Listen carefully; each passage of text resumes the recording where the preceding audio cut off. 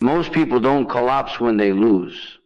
They collapse when they realize they were never prepared to lose at all. Victory is one of the most dangerous ideas the human mind can cling to, not because success is inherently corrupting, but because the belief that one has arrived creates a subtle psychological sleep. The moment you declare yourself victorious, something inside you relaxes its vigilance. Awareness dulls. Curiosity fades. The inner tension that once forced growth dissolves into comfort, and comfort, more than struggle, is what quietly weakens the psyche. The illusion of victory begins when outcomes are mistaken for identity. A promotion becomes proof of worth. Recognition becomes evidence of superiority. Stability becomes a guarantee. Yet none of these things are permanent, and none of them touch the deeper layers of the self. They sit on the surface, visible and admired, while the unseen inner world remains largely unexamined. The problem is not winning, it is believing that winning has settled the question of who you are.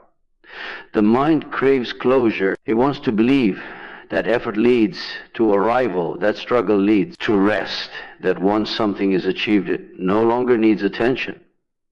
But life does not operate according to final states. Everything that appears stable is held together by constant adaptation. When a person believes they have won, they unconsciously stop adapting. They assume the ground beneath them is solid, when in reality it is always shifting. This illusion is reinforced by society. People are taught to display certainty, confidence, and control. Doubt is seen as weakness. Caution is mistaken for fear. Preparation for loss is interpreted as pessimism.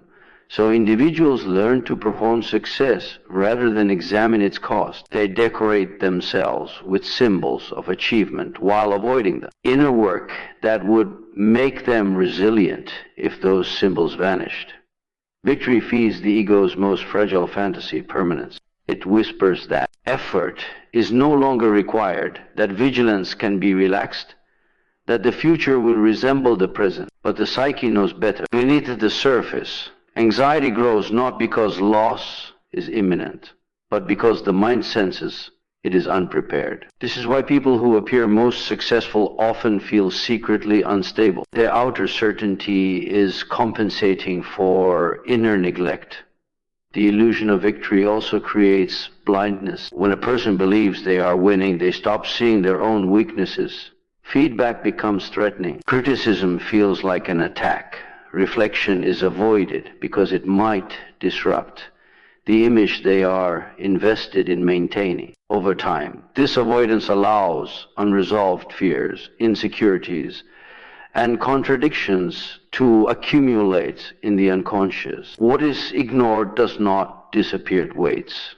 Eventually, reality intervenes, not as punishment, but as correction. Circumstances change, status erodes, relationships shift, health falters, and when the external structure collapses, the person is forced to confront what was never developed internally. This is when the illusion reveals its cost. The fall is not painful because something was lost, but because nothing solid was built underneath it. True strength is not the ability to win, but the capacity to remain psychologically intact when winning ends. This requires a different orientation toward life won, that values preparedness over pride, awareness over appearance. It requires acknowledging that every position can be lost, every role can dissolve, and every certainty can be challenged, not as a source of fear, but as a foundation for humility and growth. When the illusion of victory is abandoned, a deeper form of confidence emerges. Not the loud confidence of display, but the quiet confidence of adaptability. This confidence does not depend on being right, admired, or ahead. It depends on knowing that no matter what shifts externally, there is an inner capacity to observe, learn, and endure.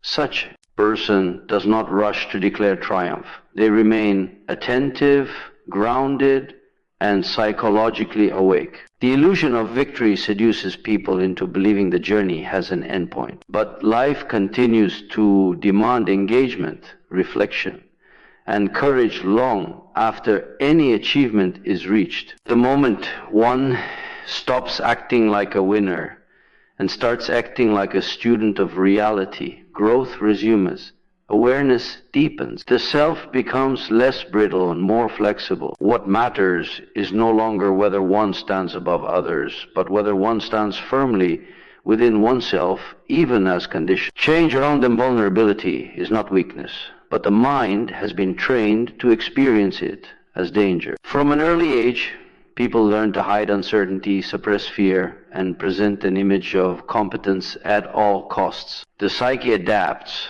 by building protective layers, roles, habits, attitudes that shield it from exposure. Over time, these defenses become so familiar that they are mistaken for personality itself. Yet beneath them lies a fragile core that remains largely unexamined, waiting for a moment of rupture to reveal its presence. To confront vulnerability means to turn towards what has been avoided. It requires the courage to look at the parts of oneself that do not feel strong, resolved, or admirable. These are the places where doubt lingers, where confidence collapses, where dependency hides behind independence. Most people spend their lives trying to outrun these aspects, believing that progress means leaving them behind. But what is avoided does not disappear. It gathers weight in the unconscious and influences behavior from the shadows. Vulnerability becomes dangerous only when it is denied. When fear is ignored, it expresses itself as rigidity. When insecurity is suppressed, it emerges as arrogance. When uncertainty is refused, it hardens into false certainty. The psyche always seeks balance, and whatever is excluded from awareness finds another way to be expressed. This is why individuals who appear the most self-assured are often the most easily destabilized. Their strength is performative, not integrated. Confrontation does not mean indulgence. It does not mean collapsing into self-pity or dwelling endlessly on weakness. It means observing vulnerability without judgment and without the urge to immediately escape it. This observation requires stillness. It requires a willingness to remain present when the mind urges distraction, rationalization, or comparison. In this space, something subtle begins to happen. Vulnerability loses its power to threaten identity. When fear is consciously faced, it becomes information rather than obstruction. It reveals where attachment is strongest, where dependence has formed, where illusions of control have taken root. Vulnerability exposes the difference between what one truly is and what one has been pretending to be. This exposure is uncomfortable, but it is also clarifying. It strips away inflated self-images and reveals a more accurate internal landscape. The refusal to confront vulnerability often comes from a belief that exposure will lead to collapse. But psychological collapse does not come from seeing weakness. It comes from building one's life on a denial of it. A structure that refuses to acknowledge its cracks is the one most likely to fail under pressure. Awareness, even when painful, strengthens internal foundation. It allows the psyche to redistribute energy more realistically, rather than wasting it on maintaining appearances. Vulnerability is also the gateway to adaptability. A person who acknowledges their limits can adjust. A person who recognizes their fear can prepare. A person who accepts uncertainty remains flexible. Without this acceptance, behavior becomes compulsive. The individual reacts instead of responds, defends instead of understands, controls instead of adapts. What appears as strength is often just a refusal to feel exposed. Confronting vulnerability requires relinquishing the fantasy of invulnerability. This fantasy is deeply ingrained and socially rewarded, yet psychologically destructive. It creates an inner split between the image presented to the world and the experience lived internally. Maintaining this split demands constant effort and vigilance. Over time, it drains vitality and narrows perception. The individual becomes increasingly dependent on external validation to sustain a sense of coherence. When vulnerability is integrated, a different kind of stability emerges. It is not based on certainty, dominance, or control, but on self-knowledge. This stability allows one to engage with life more honestly. Mistakes are no longer catastrophic. Criticism becomes usable rather than threatening. Change is met with curiosity instead of panic. The individual no longer needs to defend an identity that was built on denial. To confront vulnerability is to accept the conditions of being human. It is to recognize that fear, doubt, and limitation are not personal failures, but structural realities of existence. When these realities are faced directly, they lose their capacity to sabotage from below the surface. What remains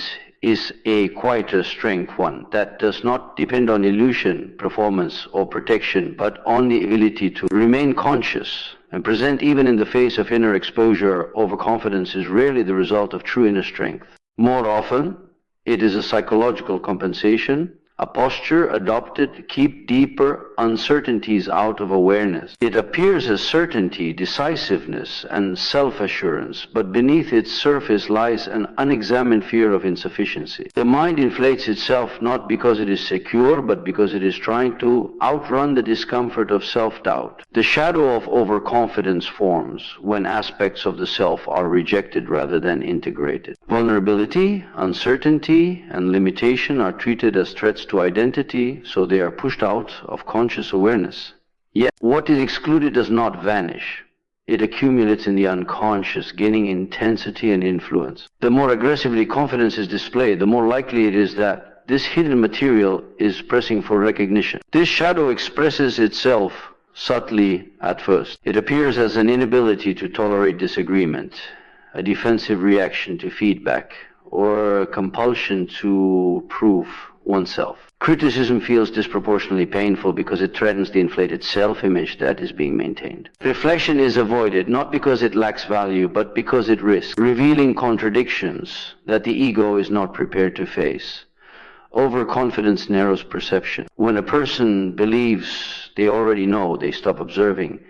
Curiosity fades and learning slows. The world is filtered through assumptions rather than encountered directly. This creates a dangerous gap between reality and self-perception. Errors go unnoticed, warning signs are dismissed, alternatives are ignored. What could have been corrected early becomes a crisis later.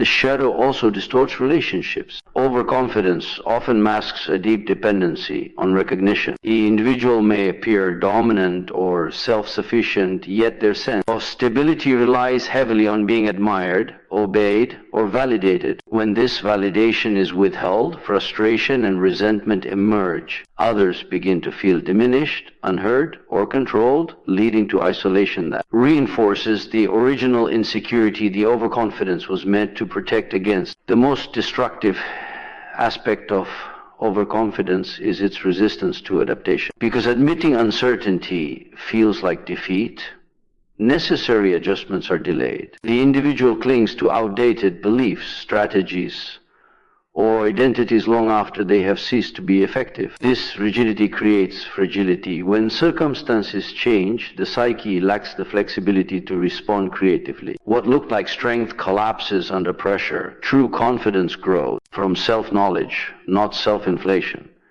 It is grounded in an awareness of both capacity and limitation. Such confidence does not require constant assertion because it is not threatened by ambiguity. It allows for doubt without collapse and for error without humiliation. The presence of doubt does not weaken it, it stabilizes it. To confront the shadow of overconfidence, one must be willing to question their own certainty. This questioning is not self-sabotage, but self-examination. It involves asking where confidence has become armor rather than expression, where certainty has replaced curiosity, and where identity depends on being right rather than being real. These questions are uncomfortable, but they restore balance to the psyche. When the shadow is acknowledged, confidence becomes quieter and more precise. The need to dominate recedes, replaced by a willingness to listen. The urge to perform diminishes, replaced by attention to reality as it is.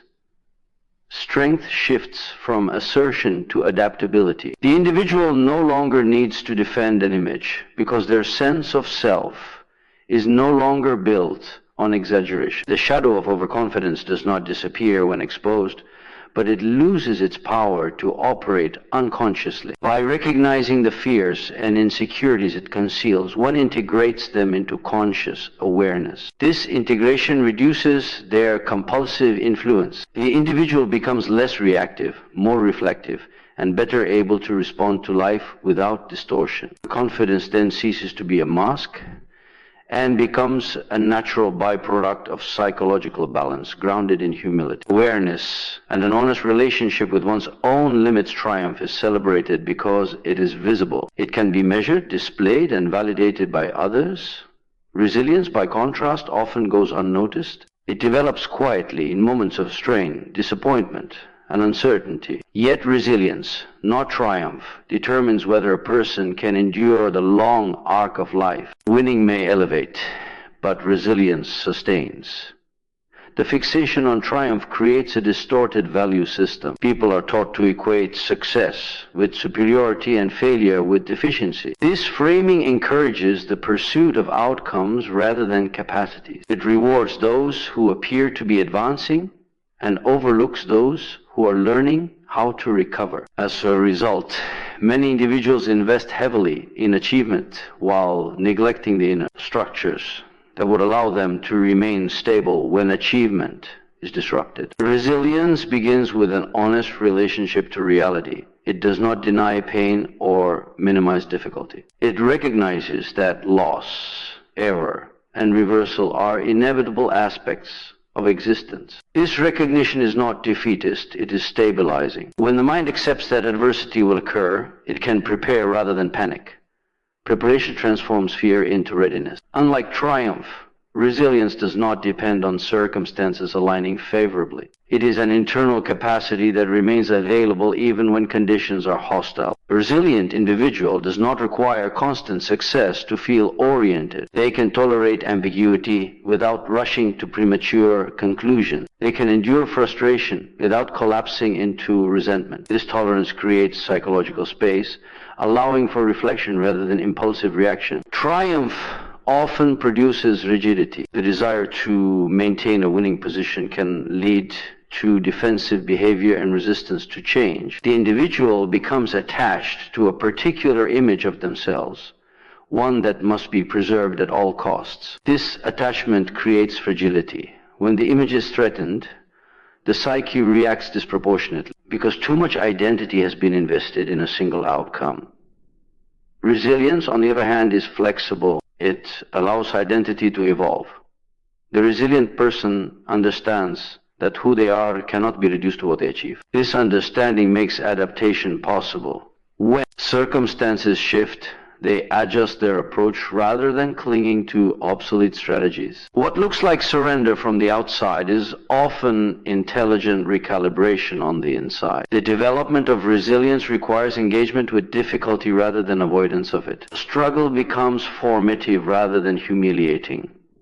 Setbacks are examined instead of suppressed. This examination is not self-criticism, but learning. Each disruption reveals where assumptions were flawed, where expectations were unrealistic, and where growth is needed. Over time, this process builds a psyche that can absorb shock without disintegration. Resilience also alters the relationship to effort. Instead of expending energy solely on advancement, energy is directed toward recovery and integration. Rest becomes intentional rather than accidental. Reflection becomes routine rather than reactive. The individual learns when to persist and when to pause, when to push forward and when to reassess. This discernment prevents burnout and preserves long-term vitality. A culture that prioritizes triumph often misunderstands resilience. It sees endurance as passive and recovery as weakness. Yet resilience is active and demanding. It requires sustained attention, emotional regulation, and the ability to remain conscious under stress. It involves facing disappointment without numbing, and uncertainty without denial. These capacities are developed through practice, not recognition. When resilience becomes central, success takes on a different meaning. Winning is no longer the proof of worth, but a temporary alignment of effort and circumstance. Loss is no longer a verdict on identity, but a signal for adjustment. This shift reduces anxiety and increases clarity. The individual is less driven by fear of failure and more guided by an understanding of their own limits and strengths. Resilience over triumph represents a reorientation of values. It privileges durability over display, adaptability over dominance, and continuity over conquest. In this orientation, life is not a series of victories to be collected, but an ongoing process of engagement that demands presence and flexibility. What matters is not how high one rises in favorable conditions, but how steadily one moves through change, uncertainty, and disruption while remaining psychologically intact. Self-mastery is often misunderstood as a final state, a condition of control where inner conflict has been eliminated and behavior is perfectly aligned with intention. This misunderstanding turns mastery into an illusion similar to victory, something imagined as an endpoint rather than a process. In reality, self-mastery is continuous. It unfolds over time, through repeated confrontation with the shifting dynamics of the inner world. There is no moment of permanent arrival, only ongoing refinement. The psyche is not static. Desires change, fears evolve, and values mature. What felt resolved at one stage of life reappears in a new form at another. Continuous self-mastery begins with accepting this movement rather than resisting it. Instead of striving for dominance over the self, it emphasizes relationship with the self. Attention replaces control. Observation replaces suppression. Through this approach, inner conflict becomes a source of information rather than a sign of failure. Many people equate mastery with discipline alone. While discipline is essential, it becomes destructive when detached from awareness. Rigid control can suppress symptoms without addressing their origin. This creates an internal split. One part enforces rules, while another accumulates resentment and resistance. Over time, this division weakens coherence. Continuous self-mastery requires a balance between structure and listening, between direction and responsiveness. Self-observation is central to this process. It involves noticing patterns of thought, emotion, and behavior without immediately acting on them. This noticing creates a space. In that space, choice becomes possible. The individual is no longer compelled to react automatically to stimuli, but can respond with deliberation. This capacity to pause is not passive. It is an active form of inner strength that grows with practice. Continuous self-mastery also demands honesty, not the performative honesty of confession, but the quiet honesty of recognizing motives as they are. Ambition may coexist with insecurity. Generosity may carry a desire for recognition. Moral certainty may conceal fear of ambiguity. To see these contradictions without distortion is difficult, yet it is precisely this seeing that prevents self-deception. Mastery that rests on illusion eventually collapses. Another essential element is the willingness to revise self-concepts. Identities that once provided stability can become constraints. Continuous self-mastery requires the courage to outgrow outdated self-images. This process can feel like loss because familiar narratives dissolve. Yet it is through this dissolution that greater flexibility emerges. The self becomes less defined by labels and more guided by values that can adapt to context. Failure plays a critical role in this development. Each failure reveals a mismatch between intention and reality. Instead of interpreting failure as evidence of inadequacy, it can be approached as feedback. This perspective transforms error into instruction. The individual refines strategies, recalibrates expectations, and deepens understanding over time. This iterative process builds competence that is grounded in experience rather than fantasy. Continuous self-mastery also reshapes the relationship to power. Rather than exerting power over impulses through force, the individual learns to negotiate with them. Desires are examined, not condemned. Emotions are understood, not overridden. This integration reduces internal resistance and conserves energy. The psyche becomes more coordinated, less fragmented. As self-mastery deepens, external validation loses its central role. Direction comes increasingly from internal alignment rather than social reinforcement. Decisions are evaluated based on coherence with values rather than immediate approval. This autonomy does not lead to isolation, but to more authentic engagement. Relationships become less transactional and more grounded, because they are no longer used to stabilize a fragile sense of self. Continuous self-mastery is sustained by humility. Each insight reveals further complexity. Each resolution uncovers new tensions. This humility prevents stagnation. It keeps the individual attentive, receptive, and open to learning. Mastery, in this sense, is not about perfection, but about participation in an ongoing dialogue with one's own evolving nature, a dialogue that demands patience, curiosity, and the willingness to remain conscious even when certainty dissolves.